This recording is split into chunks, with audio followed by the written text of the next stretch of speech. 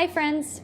Welcome back to my channel, which is all about celebrating and embracing your full magical self. Because you, my friend, are magical. Happy New Year! Since it is officially January 2021, today's video is about New Year's resolutions. Now, before you barf and stop watching this video because you are so sick of hearing about New Year's resolutions, first of all, I hear you. Second of all, actually, I am going to give you 7 tips to make New Year's resolutions that you actually care about. And you don't even have to call them resolutions. Call them intentions, plans, values, things to make you feel good. Whatever you want to call them so that you don't barf and stop watching this video. And what's the ingredient that will help you make New Year's resolutions that you actually care about? Being your full magical self, of course. So today I will share these 7 tips that will hopefully help remind you that you don't have to hate yourself at the start of every year. Good God, 2020. I'm not going to belabor this conversation because we know if you're watching this from another year, maybe in the future, I hope that life is going a lot better for everyone than it did in 2020. Now, some people had a great year. I like to call 2020, for me, a calm ache. Hear me out. I was calm during 2020 because we stayed at home a lot more. I actually cooked more than I normally do, which was fun for me and for my husband, who's the way better chef in this partnership. But it was also an ache because there was a lot of heartache in 2020. We ached for human contact, touch, hugs, live performances, going out to eat and actually sitting without fear, all the things. You didn't ask for my advice, and that's okay with me. I'm getting older. I've experienced quite a few New Year's at this point, and I have made some mental notes about which resolutions have worked for me and which I wish I could just stuff in a closet and never talk about again, some of which never came to fruition other than a single thought in my mind. I came to realize after a while that I was making New Year's resolutions based on a lot of factors that had nothing to do with the person that I actually am. Maybe you've already made New Year's resolutions. Maybe you've made resolutions and you've already broken them. Maybe you are waiting to make resolutions because you hate doing it and or because you're terrified that you'll make resolutions that you can't actually reach and you'll fail. Been there. Wherever you're at, you're fine. You're fine. You're gonna be fine. Just think of these tips as a way to spark your imagination, maybe help you tweak your resolutions, and just remind you that you can actually set goals that feel good and help you stay true to who you are. Without further ado, here are my 7 tips for making New Year's resolutions that you actually care about. I just want you to know that there is a plane flying overhead that's creating a lot of noise, super annoying, and it's holding a flag that says "Vote for anti-abortion." Why? Tip number 1. Look inward, not outward, at other people. Now, if you're like me, you may have spent hours upon hours on social media looking at other people's curated lives and thinking, why am I not like that person? That person looks really cute. That person is doing awesome things. Why am I a piece of poo on a log sitting in a chair staring at my phone? I've thought that I should be more like almost anyone, doing anything even if I'm not that interested in their field. Even people who are self-proclaimed messes, who are like, my life's a mess, and they just own it, I sit there and think, I need to be more of a mess. Why am I so responsible? Why would I be such a good tax accountant? I hate being responsible. I should be a mess too. Being a mess sounds good. Now, I know you already know this. Compare and despair. It's an overused saying now, but it's very true. This is not helpful for you. The same is true for New Year's resolutions. If you keep looking at other people's resolutions and thinking, I should probably make that same goal, that goal is not going to fit you. It's like a size 10 shoe trying to fit on a size 6 foot. It's just not going to work unless you're trying to be a clown, in which case that would be very funny. This also means that, in the words of my favorite saying ever, I don't know who coined it, stop shoulding on yourself. All of those shoulds, like, I should lose weight, I should go to the gym more, I should drink a smoothie every single morning, I should get more sleep, but I should also wake up at 5 a.m. every day, I should write a novel, I should stay at home more with my family, but I should also make more money at work, I should ask for that promotion, but I should also be more humble, I should blah, blah, blah, blah, blah, blah, blah. None of it actually means anything if it doesn't mean something to you. So, before you make your New Year's resolutions this year, go inward.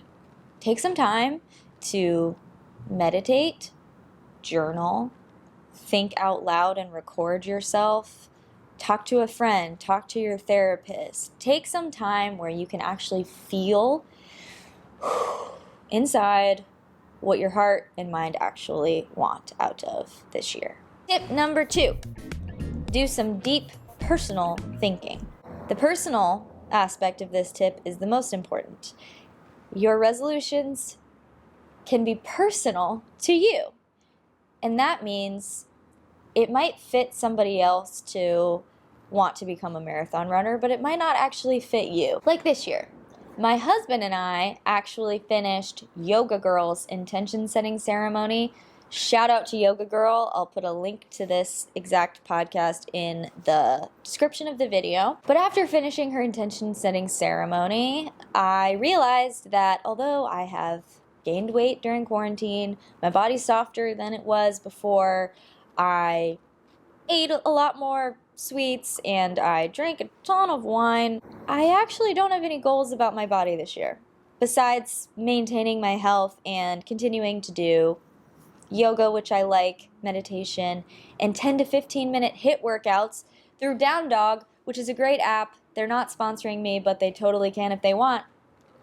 And I'll also link to Down Dog in my description in the video. Even though most people make some sort of health resolution, it just wasn't in me this year. I actually was like, you know what? I'm just going to continue what I've been doing, and that's okay. That feels right to me. Wow! It's okay not to make a resolution that doesn't feel good.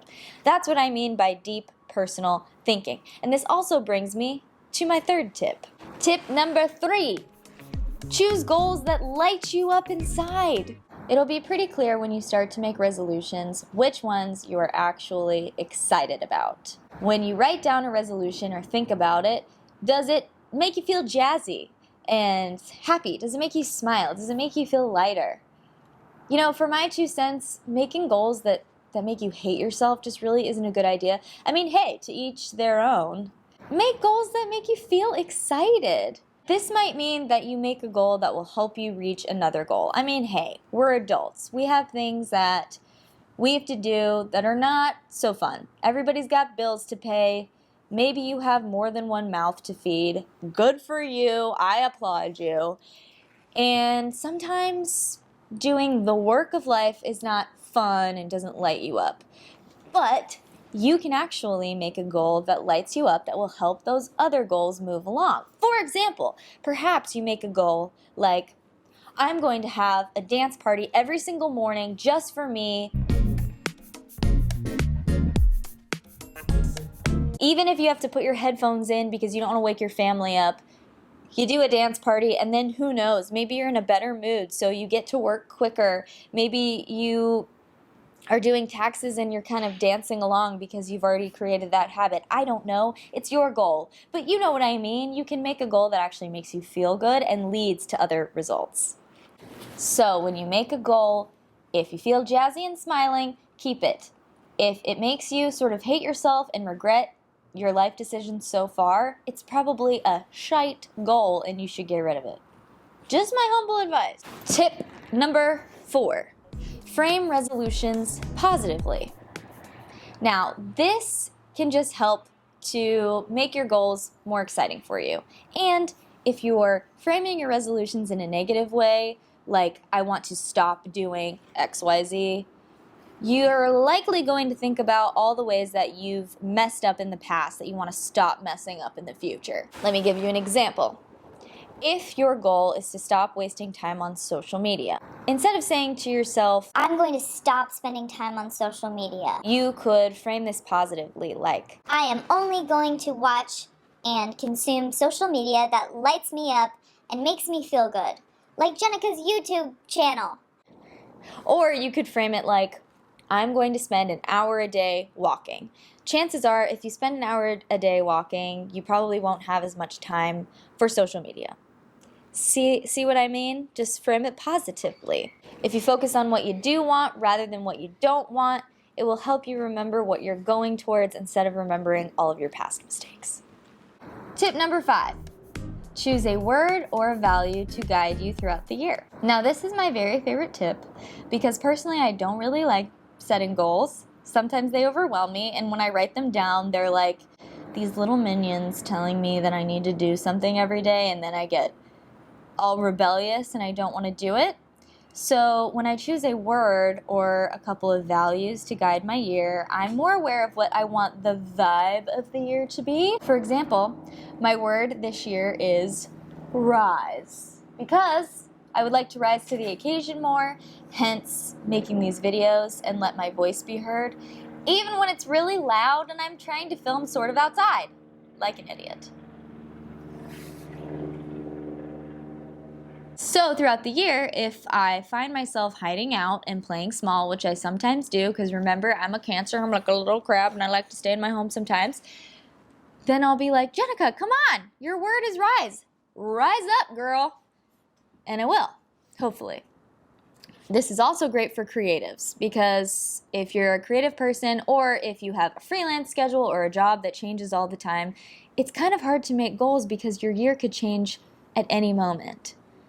And if you have a word or a value, then you'll be like, does this opportunity fit my word for the year or my values for the year? And if not, maybe you say no, set some boundaries. Sorry about this sun on my coat. There's nothing I can do about it. Boundaries are great. I love boundaries. Maybe I'll do a video on boundaries. Rude, so rude.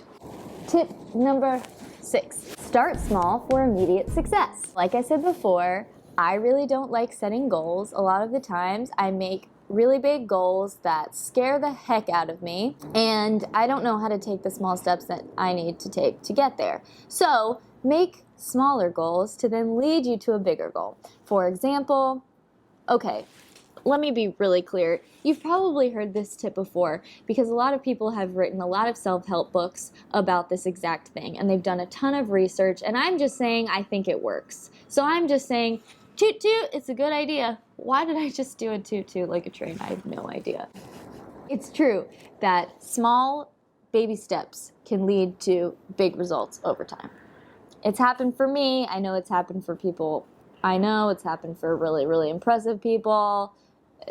So it's a good tip. For example, if you'd like to run a marathon, maybe instead of running 3 miles your first time, run half a mile or a mile, and over time, you will get to 26 miles. I know that sounds really daunting, but just think about the half mile or the mile the first day, maybe walk a little bit, whatever you need to do to get there. If you want to write more, write 20 words a day.